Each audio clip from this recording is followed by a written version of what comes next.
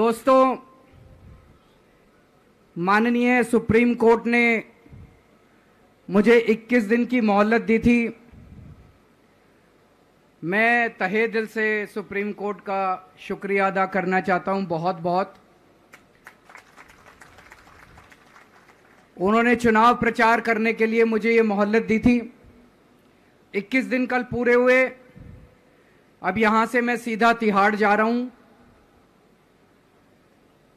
ये 21 दिन मेरे लिए बहुत विस्मरणीय है। मैंने एक भी मिनट खराब नहीं किया। रात दिन 24 घंटे देश को बचाने के लिए प्रचार किया है।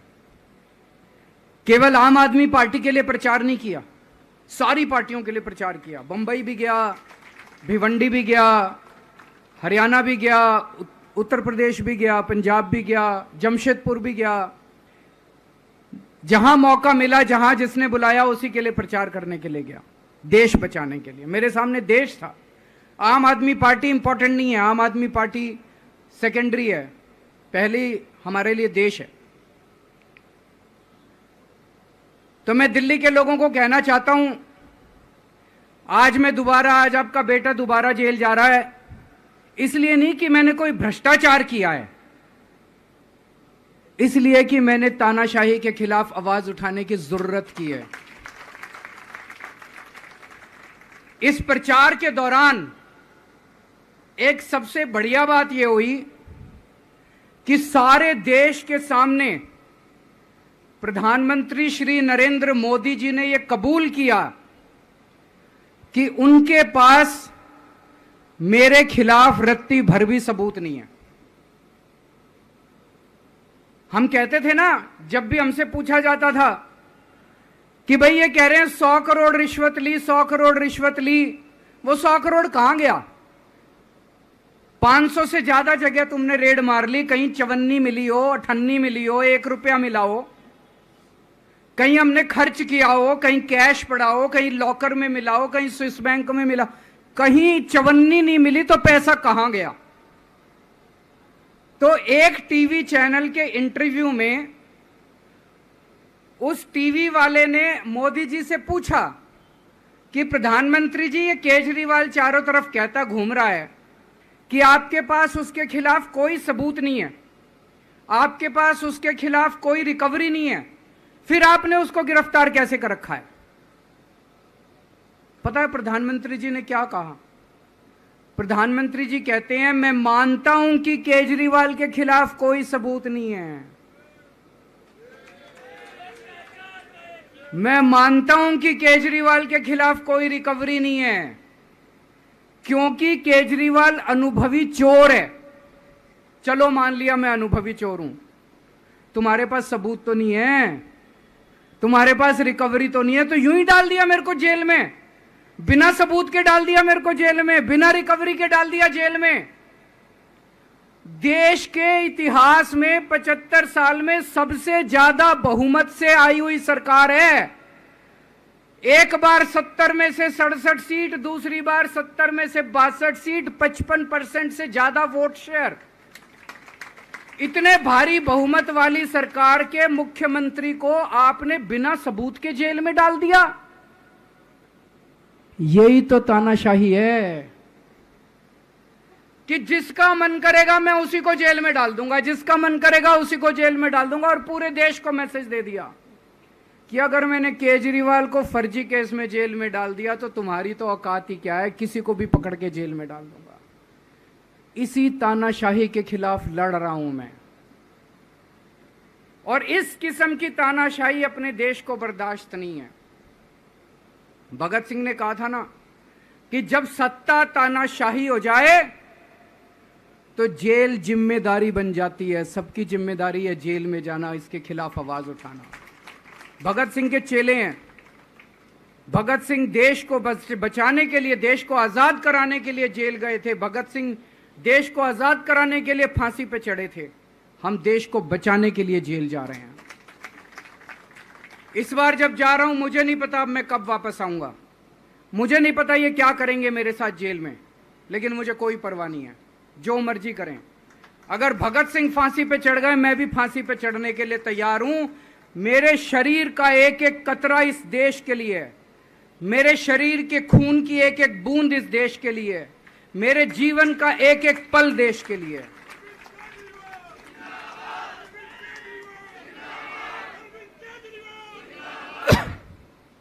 अभी मैं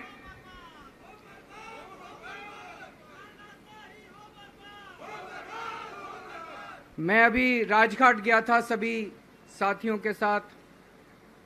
महात्मा गांधी की समाधि पे हम लोगों ने श्रद्धांजलि दी। गांधी जी ने इस हमारे देश से तानाशाही का अंत किया था, वो हमारे लिए प्रेरणा स्रोत हैं। उसके बाद हम कनॉट प्लेस गए, हनुमान मंदिर, वहाँ पे हमने हनुमान जी के मंदिर में जाके हनुमान जी का आशीर्वाद लिया। 4 तारीख को भी मंगलवार है, भली करेंगे बजरंग बली, करेंगे कि नहीं करेंगे? बोल बजरंग बली की। इनका नाश करेंगे, तानाशाहों का नाश करेंगे। अपने को किसी व्यक्ति विशेष से अपनी कोई दुश्मनी नहीं है, अपनी दुश्मनी तानाशाही से है, तानाशाही बर्दाश्त नहीं है अपने को। तो 4 तारीख को भी मंगलवार है और बजरंग बली का मेरे ऊपर, पार्टी के ऊपर बहुत आशीर्वाद है, देश के ऊपर बहुत आशीर्वाद है। मैं प्रार्थना करने गया था बजरंग बली को कि हे बजरंग बली, मेरे देश को बचा लो। अभी कल एग्जिट पोल आए हैं, मेरे से लिखवा लो, सारे एग्जिट पोल फर्जी हैं, बिल्कुल फर्जी हैं। एक एग्जिट पोल वाले ने राजस्थान में टोटल 25 सीट है, उसमें 25 में से 33 दे दिए उन्होंने बीजेपी को। ऊपर से आया होगा भाई बीजेपी को ज्यादा देने हैं, तो उसने कहा मोदी जी क्या याद रखोगे आप भी, आपको 25 में से 33 दे दिए।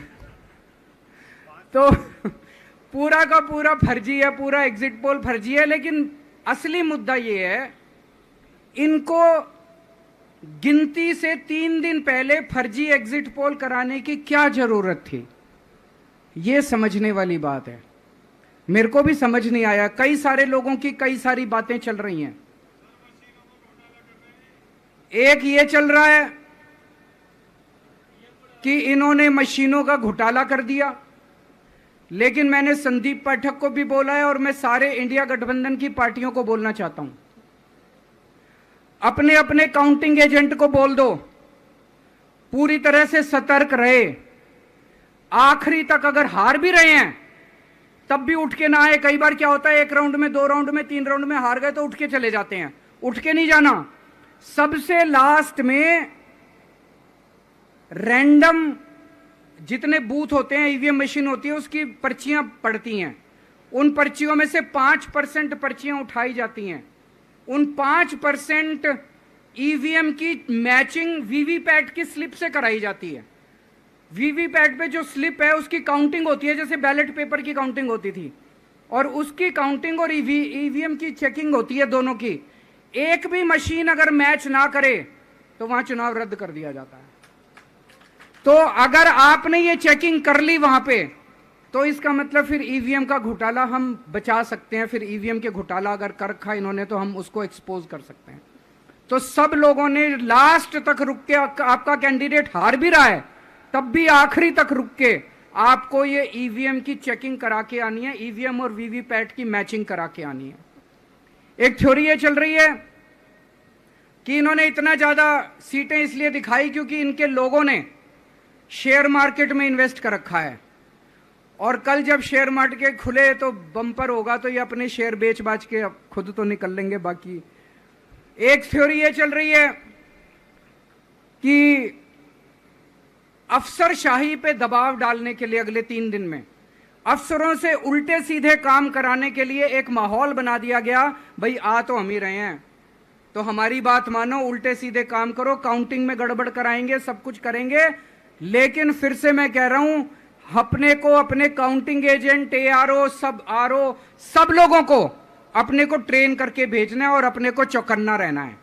बाद में हम कहते रहे इन्होंने ये कर दिया, उसका कोई फायदा नहीं होगा। अभी अपने को चौकन्ना रहना है। एक थ्योरी ये चल रही है कि अगर इन्होंने कल ही कम सीट दिखा दी होती एग्जिट पोल वालों ने, तो हो सकता है कि इन दोनों के खिलाफ आरएसएस में और बीजेपी में कल ही बगावत शुरू हो जाती। 4 तारीख तक इंतजार ही नहीं होता, हो सकता है। तो कई सारी थ्योरी चल रही हैं, लेकिन अपने को सतर्क रहना है, चौकन्ना रहना है। मेरा अपना मानना है कि 4 तारीख को इनकी सरकार नहीं बन रही है। ये एग्जिट पोल से घबराने की जरूरत ही नहीं है, माइंड गेम है इनका, माइंड गेम खेल रहे हैं। आपको डिस्करेज करने के लिए, डिप्रेशन में डालने के लिए बिल्कुल नहीं जाना। आप उससे जाओ कि आप जीत रहे हो, आप अपने उस कॉन्फिडेंस से जाओ कि आप जीत रहे हो, और आखिरी तक आपको बैठे रहना है, किसी भी हालत में बैठे रहना है आपको। हमें हर एक को लड़ना पड़ेगा। ये चुनाव किसी पार्टी का या किसी नेता विशेष का नहीं है। ये चुनाव इस देश को बचाने के लिए है, इस देश में जनतंत्र को बचाने के लिए है। जिसके लिए भगत सिंह, गांधी जी सब लोग लड़े थे, वही माहौल आज है। जिस तरह से हमने अंग्रेजों को हटाया था, आज इस सत्ता को अपने को हटाना है। तो मैं सभी आप सब लोगों का, सभी साथियों का बहुत बहुत शुक्रिया अदा करना चाहता हूं। बहुत साथ मिला आप लोगों का इन 21 दिनों में। अब जब भी मैं लौट के आऊंगा फिर मिलेंगे आप लोगों से। तब तक के लिए अलविदा।